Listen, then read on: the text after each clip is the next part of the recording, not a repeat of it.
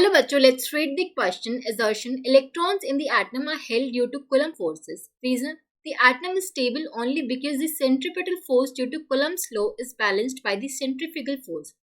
Assertion में given है कि जो इलेक्ट्रॉन्स होते हैं in the atom are held due to Coulomb forces. ये बिल्कुल ट्रू है.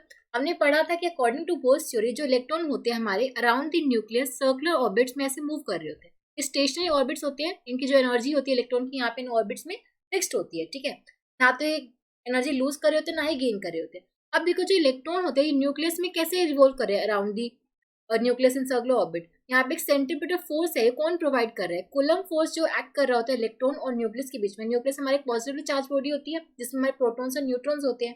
ठीक है, तो जो न्यूक्लियस और इलेक्ट्रॉन के बीच में जो फोर्स ऑफ अट्रैक्शन होता है कूलम फोर्स ऑफ अट्रैक्शन, यही एक सेंट्रीपिटल फोर्स प्रोवाइड कर रहा होता है जिसकी वजह से सर्कुलर ऑर्बिट में मूव कर रहे होते हैं. ठीक है, तो electrons in the atom are held due to Coulomb forces of attraction. तो असर्शन बिल्कुल करेक्ट है.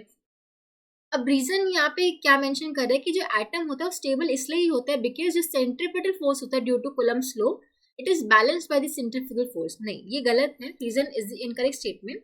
होता क्या है, जो इलेक्ट्रॉन हमारा न्यूक्लियस के अराउंड रिवॉल्व कर रहा है इन द सर्कुलर ऑर्बिट, यहाँ पे जो इलेक्ट्रॉन और न्यूक्लियस के बीच में जो फोर्स ऑफ अट्रैक्शन होती है coulomb force of attraction, this is providing centripetal force. ठीक है, तो जिसकी वजह से सर्कुलर ऑर्बिट में मूव करता रहता है विदाउट लूजिंग एनी एनर्जी. ठीक है, यही कूलम फोर्स ऑफ अट्रैक्शन उसे सेंट्रीपिटल फोर्स प्रोवाइड करता है जिसकी वजह से हमारा जो एटम है वो स्टेबल रहता है और इलेक्ट्रॉन हमारे फिक्स सर्कुलर ऑर्बिट से मूव करते रहते हैं विदाउट लूजिंग एनी एनर्जी. ठीक है, जिसकी वजह से एटम हमारा स्टेबल रहता है.